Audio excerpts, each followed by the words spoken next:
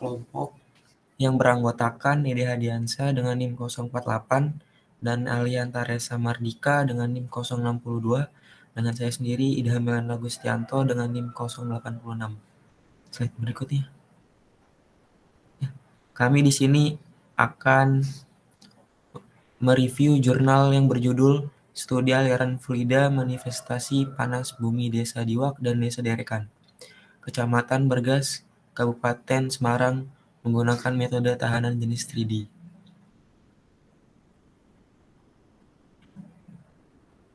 Slide berikutnya yaitu ada abstrak.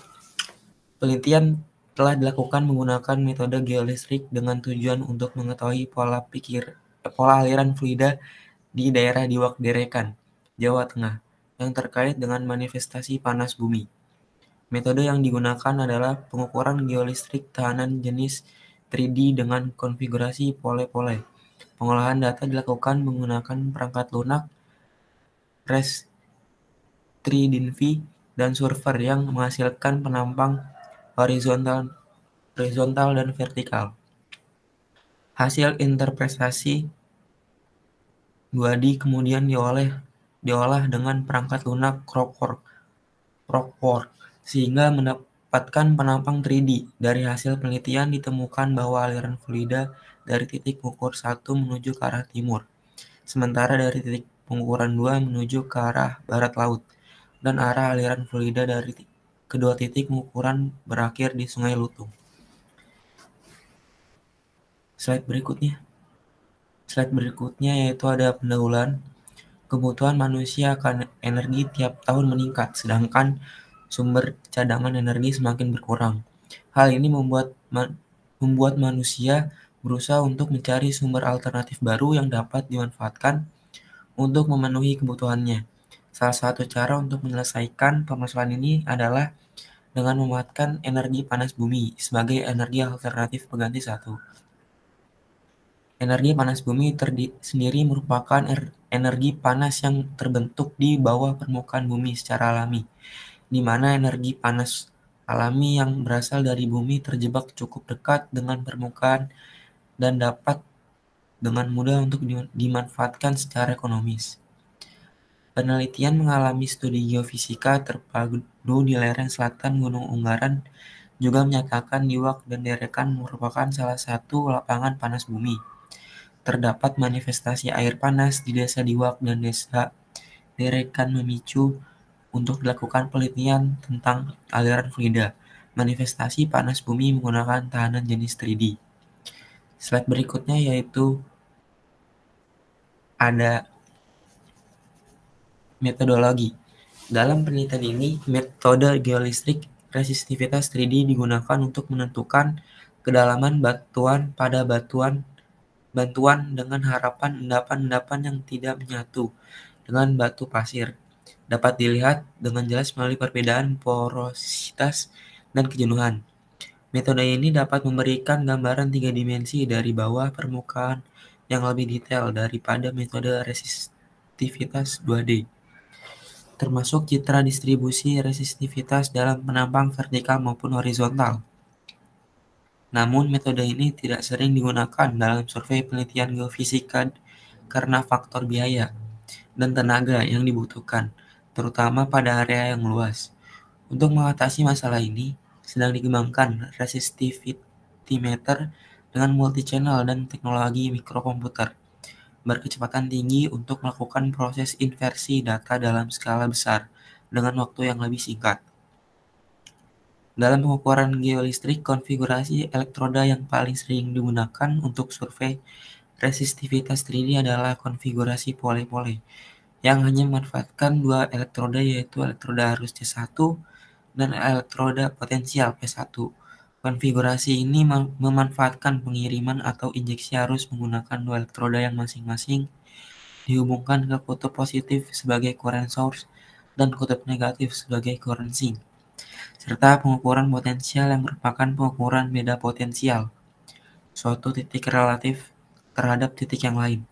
Slide berikutnya akan dilanjutkan oleh teman saya, yaitu Dede.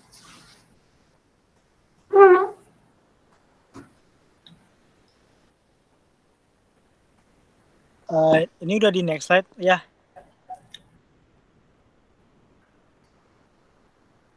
Oke.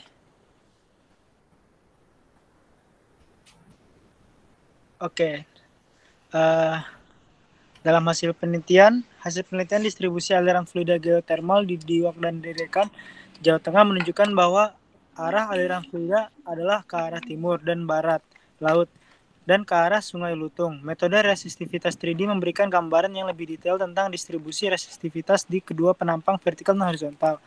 Artikel ini membahas hasil survei geofisika yang dilakukan di dua lokasi untuk menentukan struktur bawah permukaan dan arah aliran fluida. Data diproses menggunakan perangkat lunak dan disajikan dalam bentuk penampang vertikal dan horizontal, serta model 3D. Studi ini menemukan bahwa arah aliran fluida adalah arah ke arah timur di satu lokasi dan arah ke barat laut di lokasi lainnya. Dan jenis bantuan adalah pasir. Izin menambahkan, untuk gambar ini adalah gambar untuk konfigurasi pole-pole atau perhitungannya. Dan untuk gambar selanjutnya ini data yang dihasilkan oleh software server. Yang pertama itu perspektif penampang vertikal, dan yang kedua ada perspektif penampang vertikal di titik 2. Yang ketiga ada penampang perspektif 3D atau 3 dimensi tahanan, jenis bawah permukaan dilihat dari sisi selatan dan barat. Baik, yang terakhir ada kesimpulan. Jadi dari metode geolistrik resistivitas 3D dengan konfigurasi pole dapat digunakan untuk memperoleh gambaran yang lebih detail tentang distribusi aliran fluida geotermal di bawah permukaan tanah. Studi ini menunjukkan bahwa arah aliran fluida di Diwak dan di Derekan, Jawa Tengah adalah ke arah timur dan barat laut dan ke arah Sungai Lutung. Hasil penelitian ini dapat memberikan informasi penting bagi pengembangan potensi energi geotermal di wilayah tersebut. Oke, di next slide Alia. Baiklah, selanjutnya akan dilanjut oleh rekan saya Alia. Baik, selanjutnya itu ada kelebihan jurnal. Yang pertama yaitu metode yang digunakan untuk jurnal ini menggunakan metode geolistrik resistivitas 3D dengan konfigurasi pole-pole yang memberikan gambaran yang lebih detail tentang distribusi fluida geotermal di Diwak dan Derekan, Jawa Tengah. Untuk pengolahan datanya, data yang diperoleh dari survei geofisika diolah menggunakan perangkat lunak server dan hasilnya diinterpretasikan oleh penampang 3D, sehingga hasil lebih akurat dan terperinci. Untuk temuannya, jurnal ini memberikan temuan yang penting tentang arah aliran fluida geotermal di dua lokasi yang diteliti, yaitu ke arah timur dan barat laut, serta jenis batuan yang ditemukan adalah batu pasir. Dan presentasi datanya, hasil penelitian disajikan dalam bentuk penampang vertikal dan horizontal, serta model 3D, dengan yang memudahkan pembaca untuk memahami hasil penelitian. Dengan demikian, jurnal ini memberikan kontribusi penting dalam pemahaman tentang distribusi fluida geotermal di wilayah yang diteliti dan menjadi acuan bagi penelitian selanjutnya. Untuk kekurangan jurnal ini meneliti 2 titik pengukuran di daerah Diwak. Oleh karena itu, hasil penelitian tidak dapat mewakili kondisi geotermal di seluruh wilayah. Dan keterbatasan metode dan juga keterbatasan interpretasi serta keterbatasan teknologi. Ini metode ini jarang digunakan dalam survei penelitian geofisika karena faktor biaya dan tenaga yang dibutuhkan.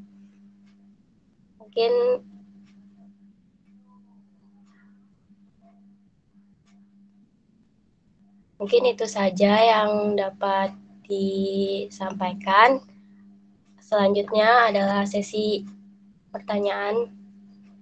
Silakan yang mau memberikan pertanyaan.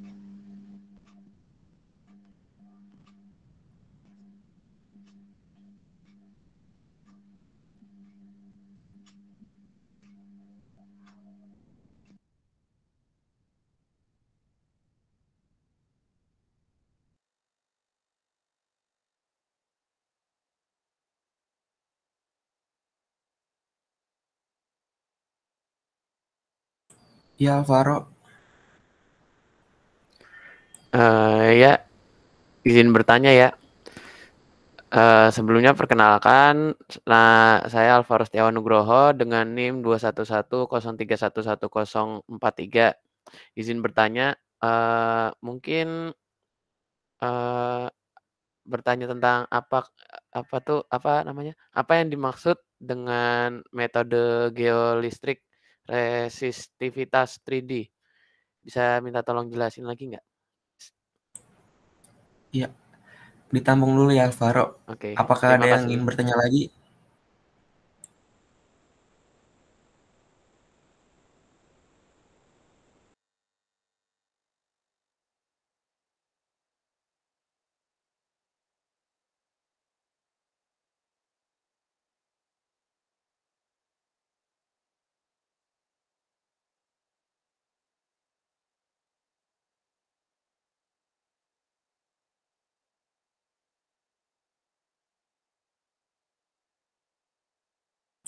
Baik Pak, izin menjawab pertanyaan dari Alvaro. Tadi itu apa yang dimaksud dengan metode geolistrik resistivitas 3D? Jawabannya yaitu metode geolistrik resistivitas 3D adalah metode geofisika yang digunakan untuk memperoleh gambaran tentang distribusi resistivitas di bawah permukaan energi dengan menggunakan konfigurasi elektroda yang berbeda-beda. Apakah sudah membantu Alvaro?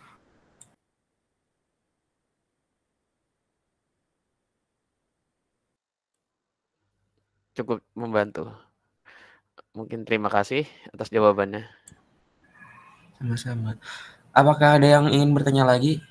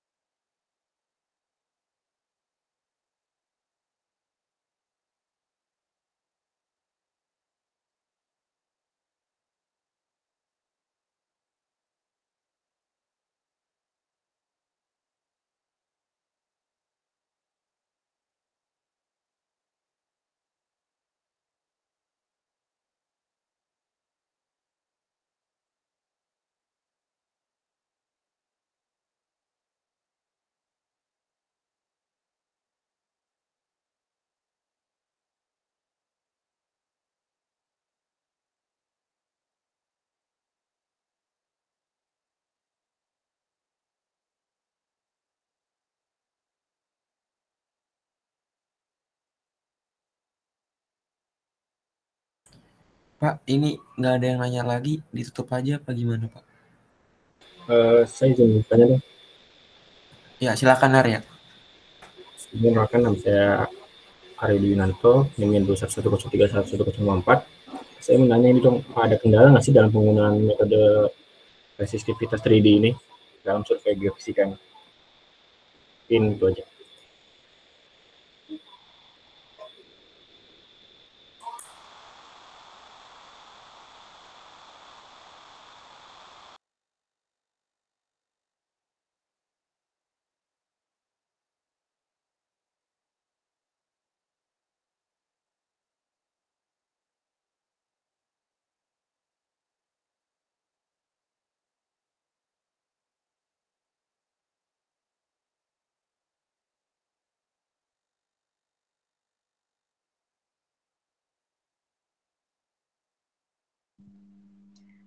Oke, izin menjawab untuk pertanyaan Arya ya. Tadi pertanyaannya, apa kendala dalam menggunakan metode resistivitas 3D dalam survei geofisika ya? Oh iya benar. Jawaban kendala dalam penggunaan metode resistivitas 3D ini dalam survei geofisika adalah besarnya faktor biaya dan banyaknya tenaga yang dibutuhkan, terutama pada area yang luas. Begitu. Apakah terjawab, Saudara Arya? Sudah cukup terjawab, terima kasih. Ya, terima kasih.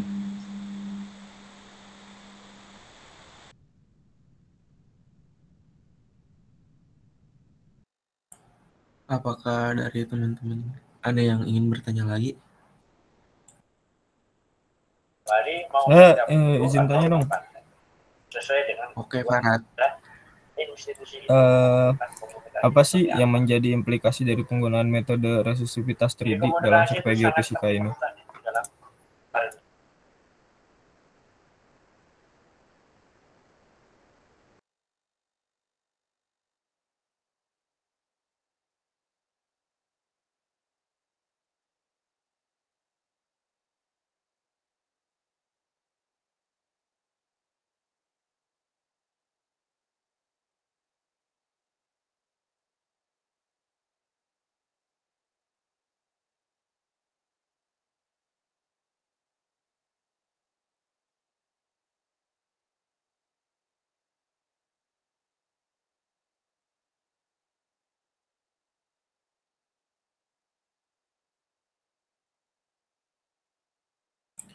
Baik, saya akan menjawab pertanyaan dari Farhat.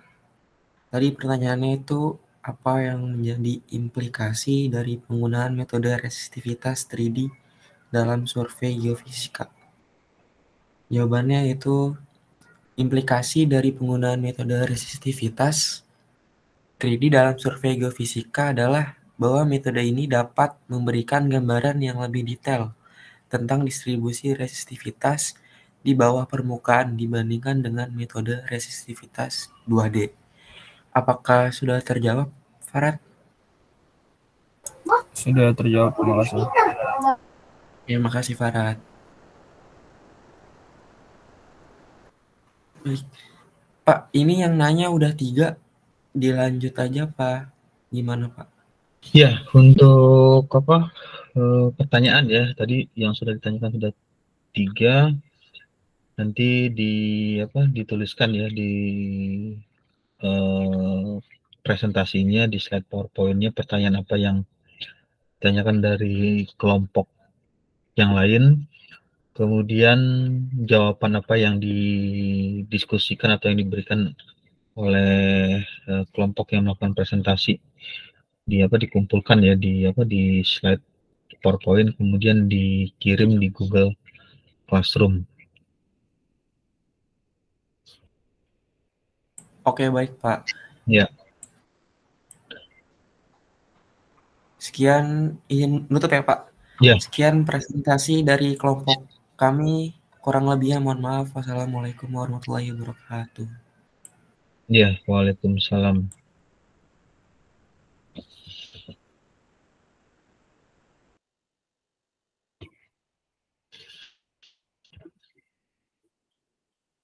Ya, untuk materi kuliah yang materinya nanti bisa didengar ulang ya, maksudnya dilihat di materi kelas yang pagi tadi, kelas AA tadi sudah dikirimkan di WA group untuk perkuliahan, materinya yang membahas mengenai koefisien menyeluruh dari perpindahan panas secara konveksi, kemudian konduksi, lalu proses penghitungan dari perpindahan panas secara konveksi dan konduksi dihitung dengan analogi rangkaian listrik. Nah, ini sebagai bahan tugas individu tiap minggu, karena di tiap pertemuan itu saya memberikan tugas, ya tujuannya adalah untuk membaca lagi atau merefresh atau membuka kembali materi perkuliahan untuk mata kuliah perpindahan kalor dan massa. Yang pertama ini ceritanya ialah jika ada sebuah bola ya, bola itu memiliki rongga, artinya bola ini bukan bola pejal karena dia memiliki rongga, sehingga di dalamnya itu terdapat fluida. Nah, karena dia terdapat fluida, kemudian yang terjadi adalah perpindahan panas secara konveksi. Lalu dibuat bola tersebut berbahan aluminium. Jika diketahui nilai K, nilai thermal conductivity yang dimiliki oleh material aluminium tersebut, nilainya 202. Nilainya adalah 202 watt per meter Celsius, meter kuadrat Celsius. Memiliki diameter, kemudian diameter dalam 4 cm dan diameter luar 8 cm.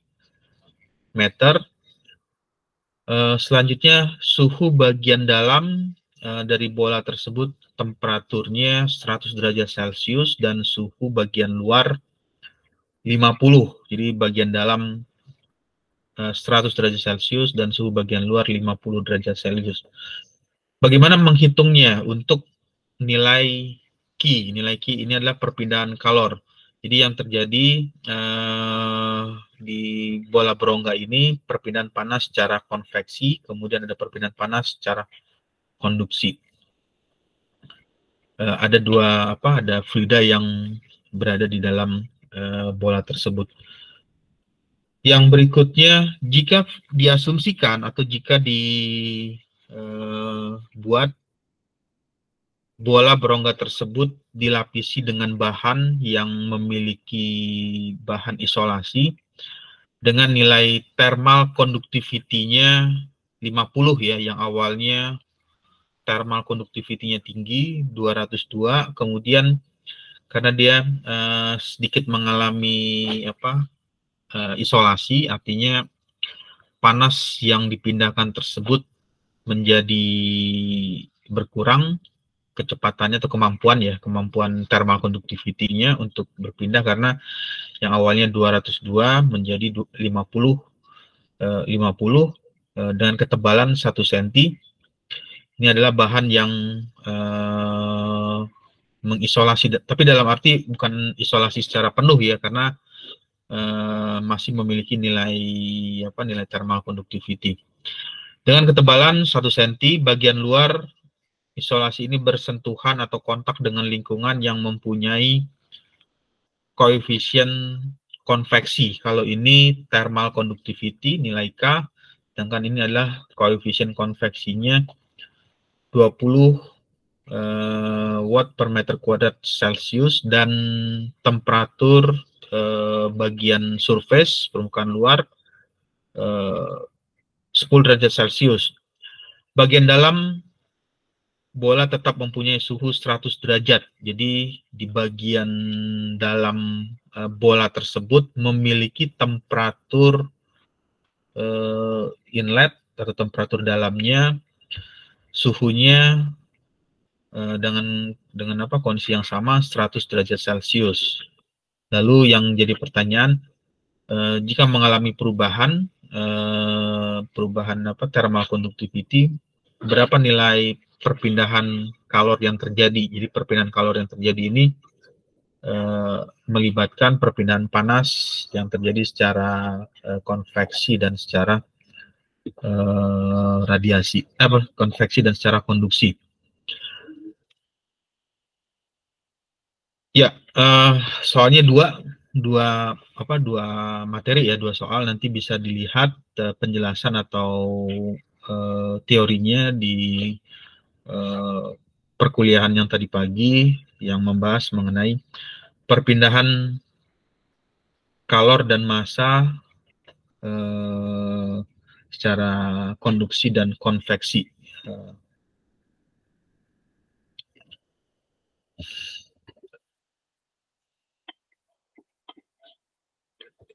Oke, baik, sampai di sini ada pertanyaan?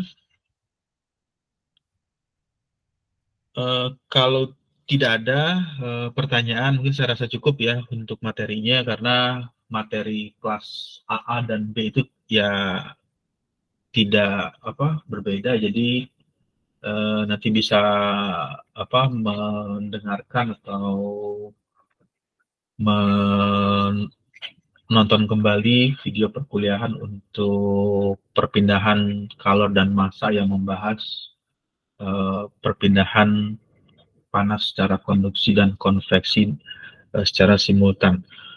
Ya, oke. Kalau tidak ada, saya rasa cukup hari ini. Kita ketemu lagi di minggu depan ya. Untuk mata kuliah yang sama, saya ucapkan selamat siang. Wassalamualaikum warahmatullahi wabarakatuh. Waalaikumsalam warahmatullahi wabarakatuh. Terima kasih, Pak. Terima kasih, Pak. Ya. Terima kasih, Pak. Ya. Terima kasih, Pak. Ya.